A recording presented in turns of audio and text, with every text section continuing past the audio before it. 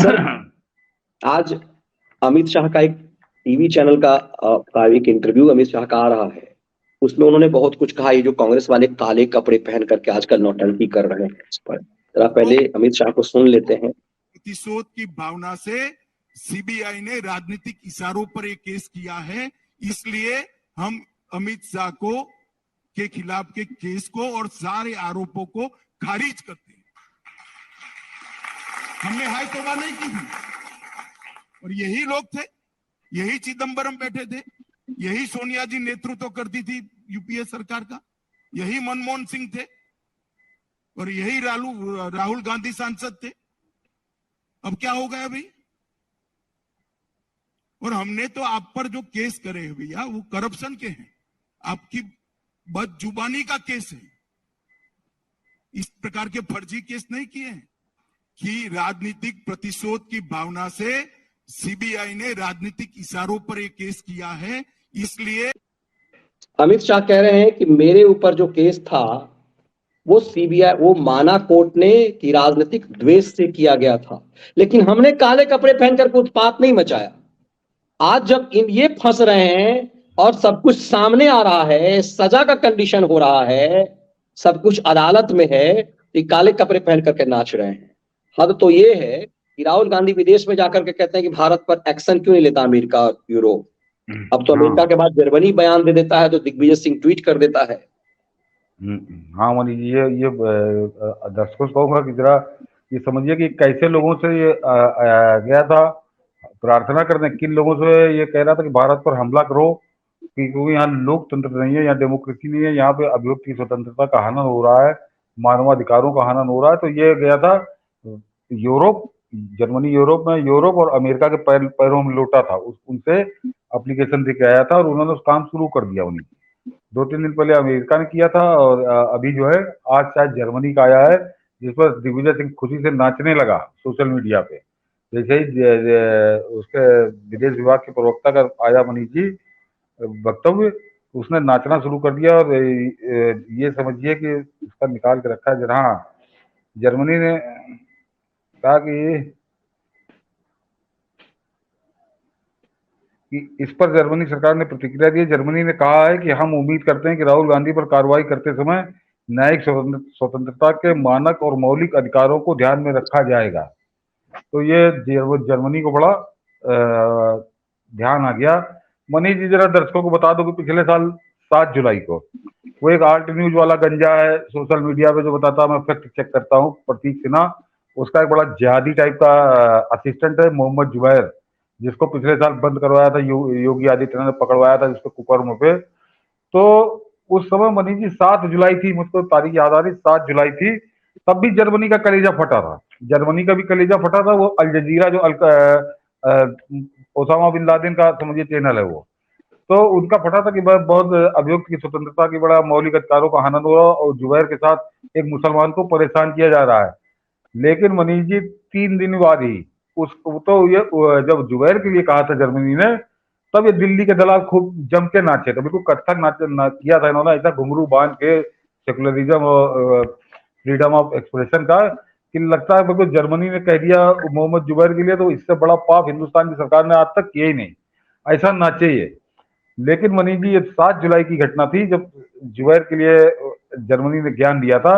और 10 जुलाई को मनीष जी एक जर्मनी की पत्रकार सामने आई थी, एलिना लिप, जरा दिखाइए मनीष जी, फोटो दिखा दो तो इसका दर्शकों को आप पढ़ दीजिए, फिर बताता हूँ क्या था वो।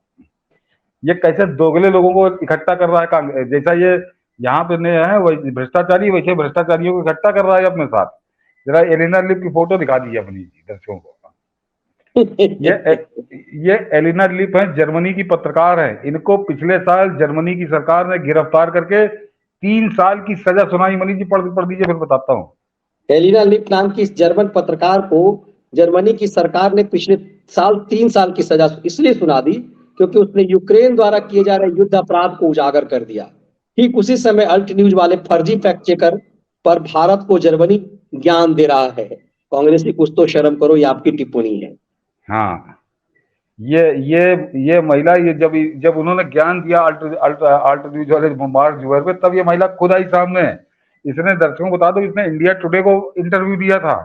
इसने कहा था कि मैंने यूक्रेन जो है वो मनीष जी देखिए कई बातें खुल जाती हैं कि यूक्रेन जो है युद्ध के नाम पर जो दांदागर्दी कर रहा है, वहां पे युद्ध अपराध कर रहा है, लोगों के किस तरह से मानवाधिकारों को हनन कर रहा है और किस तरह वो हथियारों की जालसाजी में लगा हुआ है, ये इसने पूरी स्टोरी सबूतों के साथ जब प्रकाशित की, तो क्योंकि जर्मनी अमेरिका के साथ है और वो रूस के खिलाफ तलवे चाट रहा है यूक्रेन के, तो उसको लगा हमारे तो हित प्रभावित हो जाएंगे, तो उसने 3 साल की सजा इस महिला पत्रकार को सुनाई। जरा यहाँ के दिल्ली में बैठे लुटेन दल्ले खैराती इस बात को जरा ध्यान से सुने। यहाँ पे चीन घुस गया जब गाना गाया करते हैं, नरेंद्र मोदी ने आज तक एक नोटिस नहीं भेजी है तुम लोगों को, और जिस जर्मनी के सर्टिफिकेट में नाच रहे हो, उस जर्मनी ने 3 साल की सजा इस पत्रकार को सुनाई है। जरा ये दोनों में अंतर समझ लें। दिग्विजय सिंह इसको बहुत अच्छा, खैर दिग्विजय सिंह के लिए मैं क्या कहूँ, जो आदमी बंबई हमले के लिए कहता है कि आरएसएस की साजिश है, जो आदमी जाकिर नायक की आरती उतारता है उस पर जाके, तो उससे इसी तरह के भारत विरोधी कुकर्म की मुझे अपेक्षा है। उसने अगर उसको बधाई दी तो ये तो कहिए वो लौट नहीं किया, नहीं तो मेरे ख्याल से लौट के वो बताता जमीन पे कि देखो मैं यही यहाँ से लौट कर उनको प्रणाम कर रहा हूँ। तो ये तो वही लोग हैं जिनको देश के गद्दारों को गोली मारो सालों को इनके आग लग जाती है। मेरी समझ आज तक नहीं आया कि कौन गद्दार ऐसा है जिसके गोली मारने से दिग्विजय सिंह के कलेजा फट जाता है या कांग्रेसियों का कलेजा फटता। ये है। तो ये जरा समझिए, ये एक तथ्य जो यूक्रेन वाला था ये सामने रखा कि जो जर्मनी ज्ञान दे रहा है भारत। और बनी जी सबसे खास बात है कि मैं ढूंढ के ये तथ्य लाया हूँ। तो जब जर्मनी ने ज्ञान दिया तो इस देश की मीडिया का भी तो ड्यूटी है कि पलट के जवाब दे कि तुम क्या करते हो। तो ये जो खैराती कुमार और सनसनीबाज कहते तो यूट्यूब चैनल जितनी इसकी क्षमता है हम लोग उतना काम करते हैं, कम से कम जहां तक आवाज जाए वहां बात पहुंचे। और अभी एक और आईना दिखाता हूँ, एक और आईना दिखाता हूँ, वो जो अमेरिका का आया था उस पर भी बड़ा नाचे सब यहाँ पे। जरा अमेरिका का सुन लिया, फिर अभी जर्मनी का भी बताऊंगा। मनीष जी मानवाधिकार क्या होता है? मानवाधिकार तो सबसे ज्यादा कमजोर अगर कोई है तो महिला को माना जाता है, महिला को। तो 2021 में मनीष जी 2021 में यूनाइटेड स्टेट में पत्रकारों पर 150 हमले हुए, एक दो नहीं 150 हमले। 22 का भी आंकड़ा उन्होंने दिया नहीं है। उससे पहले किसी साल 94, किसी साल 50 पत्रकारों पर हमले थे, तो जान ले। और उसके बाद नहीं, ये दर्शक समझ लें कि अमेरिका की आबादी 33 करोड़ 40 लाख है जो अभी दिखाता है गूगल। और वहां पे 2014 से 2022 जितने यहाँ मोदी सरकार है उतनी ही साल वहां के ले रहा हूँ, 2014 से 2022 मनीष जी 4004 गैंग रेप, वो 4004 हाँ नहीं गैंग रेप वो अलग है। 4004 मास शूटिंग। अक्सर आप कभी कभी देखते होंगे टीवी आता है ना कि एक आया पागल अमेरिका में, उसने तड़ मारा, 5 आदमी मर गए, 7 आदमी मर गए, माल में स्कूल में कहाँ। तो ये मनीष जी 2014 से 2022 4000 घटनाएं, 4000 घटनाएं 2014 से 2022। मतलब समझिए इससे ज्यादा घृणा और हेट की बात करते हैं, जो हेट स्पीच की बात करते हैं, वहां हेट स्पीच नहीं हो रही है, वहां हेट किलिंग हो रही है। वो जो आदमी आता है जो अनजान लोगों पे बाजार में, सिनेमा हॉल में, स्कूल में आता है तो बंदूक लेके और 5-7 आदमी को ढेर कर देता है। तो ये समझिए कि ये वो हमको ज्ञान दे रहा है अमेरिका, और ये कांग्रेसी इस पे नाच रहे हैं। ये 4000। और एक ताजा आंकड़ा ये भी है कि अभी मार्च तक बनी जी 2023 में ऐसे 131 घटनाएं हो चुकी हैं, 131 घटनाएं हो चुकी हैं। और 4004 समझिए 8 साल के अंदर हुई हैं। इसका औसत आता है 445 घटनाएं पर ईयर 445 घटनाएं। और मैं फिर कह रहा हूं कि ये 445 33 करोड़ की आबादी में, अगर हिंदुस्तान से समझिए, हिंदुस्तान इससे 4 गुना ज्यादा है, अगर आप इसको जोड़ लीजिए तो करीब करीब 1800 घटनाएं हर साल हिंदुस्तान में बनी जी। ऐसी कहीं मास शूटिंग की घटना शायद कहीं इक्का दुक्का होती हो। ये एक पागल आया उसको किसी की जात से घृणा है, तो किसी के कर्म से घृणा है, किसी के रंग से घृणा है, तो वो किसी की संपत्ति से घृणा है, तो वो स्कूल में घुस के बच्चों तक को मार देते हैं। तो 445 घटनाएं हर साल। और मैंने कहा अगर हिंदुस्तान की जनसंख्या के अनुपात में जोड़ लिया जाए तो ये संख्या होगी करीब करीब 1800 घटनाएं मास शूटिंग की होती हैं। यहाँ के उन्होंने इकट्ठे लोगों को मौत के घाट उतार दिया। और इसके अलावा मनीष जी कि 2000 जी कुछ कह रहे हैं आप? नहीं। अब बता रहा हूँ कि रेप नहीं, फोर्सिबली रेप, जरा ये भी दर्शक समझ लें कि ये और ज्यादा भयानक है। एक होता है रेप, हालांकि उनका कोई प्यार से भी रेप होता होगा तो फोर्सिबल, हमारे यहाँ तो फोर्सिबली होता है, उसका कोई बड़ा प्यार वाला, लेकिन इनका फोर्सिबली रेप रेट पर लाख।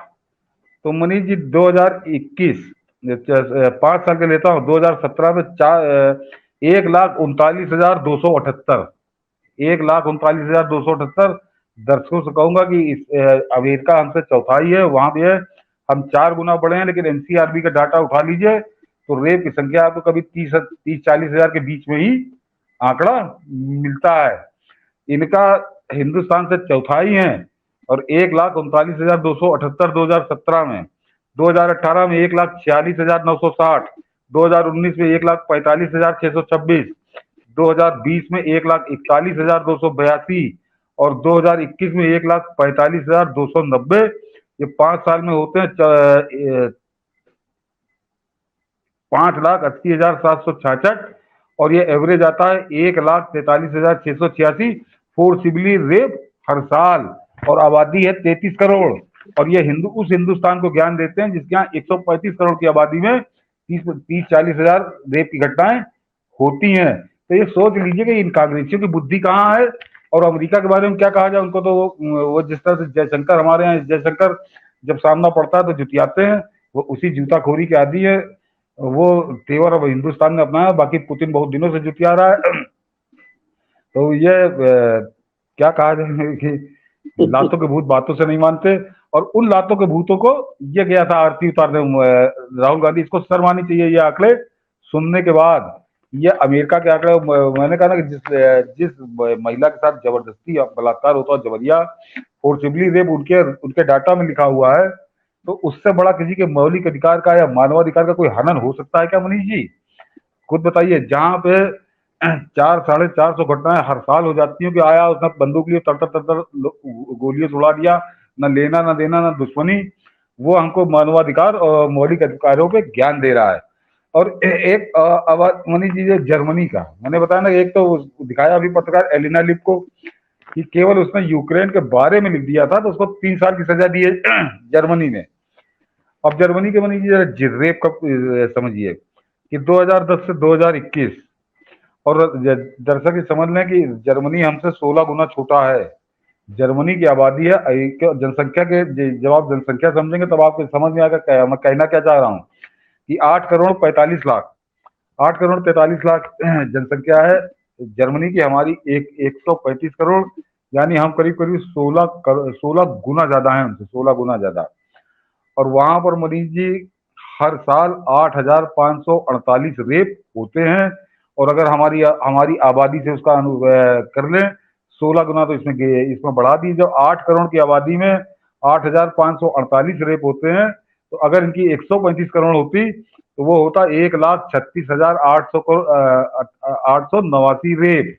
जरा फिर कह रहा हूँ एनसीआरबी का डाटा किसी साल का निकाल के देख लीजिए, 30-40 हजार से ज्यादा कभी घटनाएं नहीं होती रेप की। इतनी सुरक्षित हमारे अभी हैं महिलाएं 135 करोड़ में, और इनकी 8 करोड़ की आबादी 16 गुना कर दीजिए तो 1,36,000 इनका एवरेज आता है। और उसका एवरेज आता है अमेरिका का 1,43,000। तो ये लोग हम लोगों को ज्ञान दे रहे हैं, और दिग्विजय सिंह ऐसे लोग नाच रहे हैं कि वाह वाह जर्मनी ने कह दिया, वाह वाह अमेरिका ने कह दिया। तो ये तो कितने दोगले दोहरे चरित्र के हई हैं। और जरा दोगले दोहरे चरित्र के साथ साथ कितने मूर्ख प्रकृति के हैं कांग्रेसी, ये आंकड़े आपको बता रहे हैं मनीष जी। और इनको केवल कुछ नहीं, मैं फिर वही कहा कि ये देश विरोध जो है, ये मोदी विरोध के नकाब में देश विरोध पे उतर आए हैं। बिल्कुल और सर। हाँ मनीष जी, एक आंकड़ा मनीष जी बताना बहुत जरूरी है कि दर्शक ये समझ लें कि कभी कभार हिंदुस्तान में आपको कहीं सुनने में आता है कि 2021-22 का तो आंकड़ा अभी उनके यहाँ नहीं डाला गया है कि 2021 में जर्मनी में 677 गैंग रेप। जरा बहुत बड़ी संख्या है, समझ लीजिए दर्शक से। और अगर इसको आप क्योंकि मैंने कहा 16 से गुणा कर दीजिए तो ये आता है करीब करीब 11,000 गैंग रेप की घटनाएं।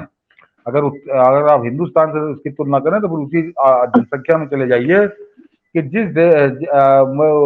कि 677 गैंग रेप जिस देश में हर साल हो रहा है, जिसकी आबादी 8 करोड़ है, और वो हिंदुस्तान को ज्ञान दे रहा है मानवाधिकार और मौलिक अधिकार का।